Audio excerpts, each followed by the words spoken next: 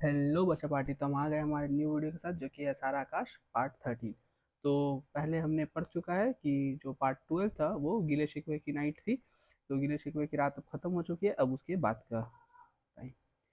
2 दिन बाद वो भाभी से प्रभा के लिए एक साधारण धोती मांगने गया, पर उन्होंने मना कर दिया और कहा कि शायद अम्मा के पास होगा। ऑब्वियस बात है, प्रभा का धोती फटा हुआ था और समर ये नोटिस कर चुका था। तो वो पहले भाभी के पास मांगने गया और भाभी ने उसे अम्मा के पास भेज दिया। वे डरते डरते अम्मा के पास गया। उन्होंने भी कोई धोती ना होने का बात कही। समर ने शादी की कोई धोती रखी होने की बात की तो वो भड़क गई।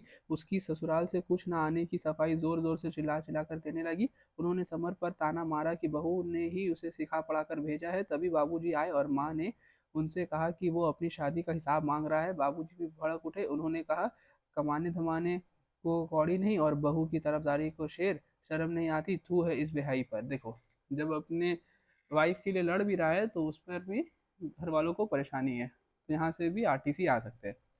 तो किसने किससे कहा? बाबूजी ने समर से कहा। कब कहा? जब समर अम्मा के पास धोती मांगने आया भाभी के कहने पर।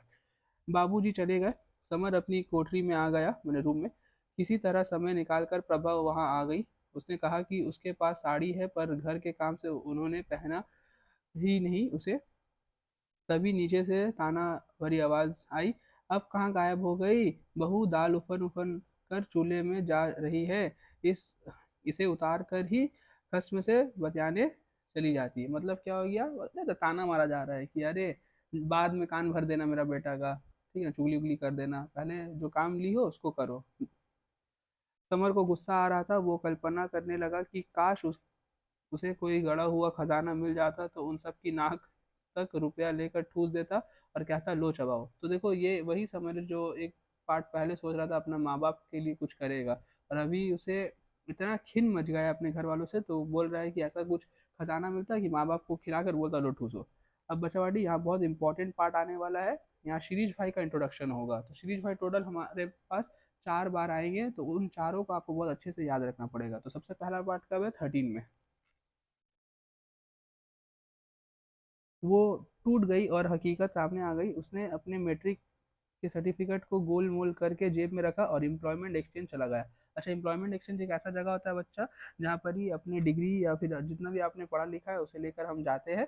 और अगर उस क्राइटेरिया में कोई जॉब मेरे लिए होगा तो मुझे वो जॉब मिल जाएगा। लेकिन ये सब बताने वाली बात है। अब उसे अपने भाग्य आजमाने की इच्छा हो रही थी। वहाँ मेले जैसा कोलाहल था, मतलब हाँ, एम्प्लॉयमेंट एक्सचेंज में। तो यहाँ देखिए, ये बताया जा रहा है कि पॉपुलेशन की वजह से अनएम्प्लॉयमेंट कितना बढ़ा हुआ है। बहुत भीड़ थी। भीड़ के किनारे जाकर खड़ा ही हुआ था कि किसी ने कंधे पर हाथ रखा और कहा, कही ये स्वयं सेवक जी। पर उन सज्जन को पहचानने में गलती हुई थी। मतलब जो इंसान कंधे में हाथ रखा था वो कोई और सोच कर रखा था, किसी और के बारे में। लेकिन क्या पता समर के हाथ लग गया।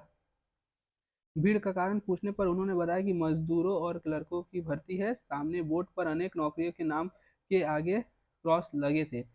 बढ़ाई 10, मजदूर 50 तथा 3 क्लर्कों की आवश्यकता थी। मतलब टोटल कितना हो गए? 10, 50 और 3। तो 63 जगह ही खाली है और भीड़ इतनी ज्यादा थी कि अंदर जाना भी असंभव था। 63 पदों के लिए, 63 पदों के लिए 3,000 से ज्यादा उम्मीदवार। तो समझ आ रहा है ना कितना बेरोजगारी है।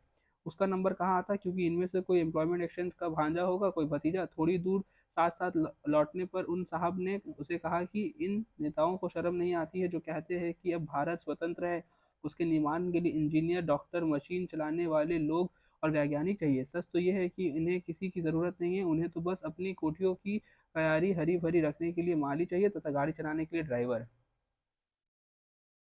मतलब जो शिरीष भाई है, ये सज्जन व्यक्ति शिरीष भाई है, याद रखिएगा। उनका गुस्सा समर के घाव सहला रहा था। मतलब नहीं होता, इंसान जो चीज़ सुनने मांगता है वही आगे से अगर बात सुनने में आए तो उसे बहुत अच्छा लगता है। ठीक ही तो है। जिनकी इच्छा आगे पढ़ने की है, कुछ बनने की है, उनके पास ना साधन ना सुविधाएं। उसने भी कितने बड़े बड़े सपने देखे थे। अब देखिए यहाँ पर क्या हो रहा है कि सीरीज भाई जो जो बात कह रहे हैं, तो 63 पद, 3,000 लोग आए, तो समझ आ रहा है आपको नौकरी मिलेगा कि नहीं मिलेगा? ऑब्वियस सा बात है, नहीं मिलने वाला है कि नहीं? और फिर वो कह रहे हैं कि नेता इतना बड़ा बड़ा बात बोलते हैं कि नौकरी देंगे, ये करेंगे, वो करेंगे, लेकिन सब फालतू बात है। उन लोगों को बस अपना नौकर चाहिए, बस, और कुछ नहीं। तो ये सब बात समर को बहुत अच्छी लग रही है। दयानंद से लेकर शिवाजी, रविंद्रनाथ, गांधी और नेहरू को अपना आदर्श बनाया था, मतलब शिरीष भाई ने। सभी की जीवन गाथा पढ़कर रोमांचित हुआ था। उसने बाधाओं का डटकर मुकाबला करने का संकल्प किया था। प्रभा को भी उसने अपने मार्ग की बाधा माना था। उसे बात ना कर वह स्वयं को कितना प्रसन्न अनुभव कर रहा था। उसे लगा था कि भाग्य उसका साथ दे रहा है। बाधा स्वयं ही हट गई थी, पर ये सब बातें काल्पनिक और निराधार है। मतलब नहीं होता, लाइफ में हम लोग बहुत आइडल को मान के चलते कि हम ऐसा बनेंगे वैसा बनेंगे, उसका किताब पढ़कर हम ऐसा करेंगे, लेकिन लाइफ तो अलग ही रहता है ना। सब पांचों उंगली तो बराबर नहीं होती है। वहीं संजय ने कहा कि सफलता प्राप्त करने और महान बनने के नुस्खे स्कूल और कॉलेज में विद्यार्थी के दिमाग में इस प्रकार भर दिया जाता है, मानो इसका पाठ पढ़ने के बाद लड़का पहला काम ये करेगा कि जवाहरलाल नेहरू बन जाए और फिर बाद में नहाए खाए। 50 और 100 रुपए पाने वाले गोबर गणेश मास्टरों को ये नहीं सोचता कि ये यही पाठ उन्होंने भी पढ़ा था और महान बनते बनते स्कूल के हेडमास्टर की लताड़ खाने आना पड़ा। मतलब होता है कि नहीं, ऑब्वियस आता है, कोई भी टीचर बनना चाहेगा नहीं। तो स्कूल में क्या हो रहा है आजकल, कुछ नया नहीं सिखाया जा रहा है, जो है वही हिसाब मिलाकर पढ़ाया जा रहा है। तो वही कहा जा रहा है कि मास्टर भी वैसे ही लाइफ का शिक्षा नहीं देते हैं, वही 50 100 रुपये कमाने स्कूल में आ जाते हैं। और उन्होंने भी तो कभी कुछ सोचा ना ये बनेंगे वो बनेंगे, लेकिन देखो आज हेड मास्टर का लात खाने इधर आ गया है। सज्जन अपने रास्ते चले गए। समर इधर उधर भटकता रहा, सोचता रहा कि उसे कुछ करना है, अपने लिए नहीं तो प्रभा के लिए सही। दोपहर बाद समर जब घर आया तो अमर डाकिए से पत्र लेकर अंदर जा रहा था। समर ने उससे वो पत्र लिया। पत्र जोधपुर से प्रभा के मित्र रमा का था। तो याद रखिएगा, नई कैरेक्टर है, नई कैरेक्टर नहीं है बस, प्रभा की मित्र का नाम क्या है, रमा। याद रखिएगा, रमा और किरण में, किरण कौन है, दिवाकर की वाइफ है, हाँ, कंफ्यूज मत होइएगा। पत्र लेकर वो भीतर आया। उसने देखा कि प्रभा एक कोने में बैठी आटा छान रही थी। पत्र देखते ही वो हुलस पड़ी। समर के कहने पर भी उसने पत्र नहीं पढ़ा और उसे संभाल कर अपने संदूक में रखने के लिए कह दिया। उस दिन उसने अपने पति से कहा कि उसने खाना क्यों नहीं खाया, वो तो जरा से गुस्से में नहीं खाते और उनके लिए वो भी भूखी बैठी है। मतलब नहीं होता, प्रभा बेचारा समर भूखा रहता है तो वो भी भूखी रहती है। वो तो जरा से गुस्से में नहीं खाते और उनके लिए वो भी भूखी रहती है। जब समर को पता चला कि प्रभा ने खाना नहीं खाया तो उसकी असफलता, थकान और मन की सारी उलझन पिघल गई। खाना मांगने पर उसने कहा कि आधा घंटे में ताज़ा खाना बन जाएगा, बासी क्यों खाओगे। उसने कहा ये चाबी लो, पर बक्से में अधिक उथल पुथल मत करना। मतलब लगता है प्रभा ने उसे अपनी संदूक की चाबी दी, कहा कि ये रख देना और ज्यादा उथल पुथल मत करना, मतलब सामान इधर उधर मत करना। ताला खोलकर पत्र संदूक में डाल दिया। फिर इच्छा हुई कि वो देखे कि संदूक में क्या क्या रखा है। रेशमी और सूती 4 5 साड़ियाँ। तो देखिए, प्रभा ने सही कहा था कि उसके पास साड़ियाँ है। ब्लाउज, कागज और दूसरे डिब्बे डिब्बियों में जाने क्या क्या रखा था। महान महिलाओं के जीवन चरित्र पर एक पुस्तक, गांधी जी का आत्मकथा और प्रेमचंद रंगभूमि आदि किताबें थी। सब पर भेंट के साथ साथ उसके हाथ से भी लिखा था प्रभा। रंगभूमि में एक पत्र रखा था। तो सब जगह नहीं होता, अपने बुक में हम लोग अपना नाम लिखते वैसे ही भेजने वाले का नाम प्रभा था। मतलब ये वजह, एक अनसेंट लेटर है, मतलब प्रभा भेजी नहीं है अभी तक। साल भर बाद समर ने अपनी पत्नी का लेख देखा, जो जल्दी में लिखा होने पर भी बहुत सुंदर था। मतलब नहीं होता, जल्दी में तो हैंडराइटिंग गंदा हो जाता है, लेकिन ये भी तब भी बहुत सुंदर था। समर ने देखा वो पत्र रमा के लिए लिखा गया था, जिसमें प्रभा ने विद्यालय की बातों की चर्चा की थी।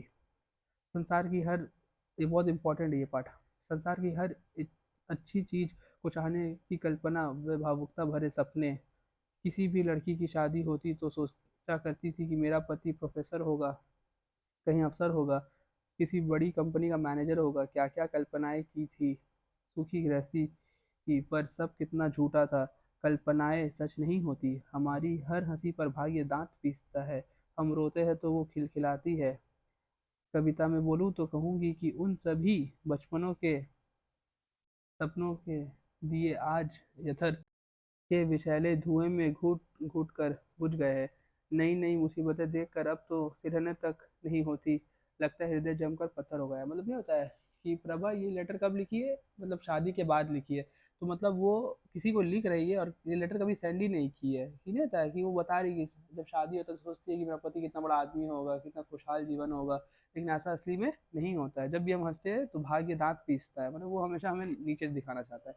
समर ने पत्र ज्यों का त्यों रख दिया। रात को उसने अपने बारे में प्रभा की इच्छा जाननी चाहिए कि वो आगे पढ़े या नौकरी कर ले। प्रभा चाहती थी कि समर खूब पढ़े, कम से कम एमए तो पास कर ले, फिर उसे कहीं अच्छी नौकरी मिल जाएगी। समर ने कहा कि वो एमए अवश्य करेगा, उसे नौकरी के साथ साथ कुछ और भी क्यों ना करना पड़े, मतलब नौकरी भी करेगा पढ़ाई भी करेगा। समर चाहता था कि प्रभा उसकी हिम्मत बांधती चले, वो दुनिया के सब काम कर लेगा। वो निराशवादी रहा, क्योंकि कभी किसी ने उसे प्यार और प्रोत्साहन का एक शब्द भी नहीं बोला। उसने निश्चय किया कि घर से वे दोनों कुछ नहीं और लेंगे, नौकरी तलाशने में वो पूरा दम लगाएगा। वो बहुत निराश था, पर प्रभा के सचार्य से वे निराशा के बादल छट गए। मतलब नहीं होता, वो बहुत नाराज था घर का इन्वायरमेंट देख कर, घर में पैसा का लालच देखकर। पैसा के लिए सब रोता है, लेकिन जब प्रभा ने उससे सहानुभूति से बात की, उसका इच्छा जानना चाहिए, उसके बारे में बात की, तो उसे बहुत अच्छा लगा और वो सोच लिया कि हम जो भी करेंगे प्रभा के लिए करेंगे। और हम कभी भी डाउन फील करेंगे तो सब कुछ प्रभा के लिए होगा। अगर हम डाउन फील करेंगे तो प्रभा की वजह से अपना स्पिरिट्स को हाई कर लेंगे। तो आई होप ये पार्ट क्लियर है। तो हम मिलते हैं नेक्स्ट पार्ट में। बच्चा पार्टी पढ़ते रहिए और आगे बढ़िए। Thank you.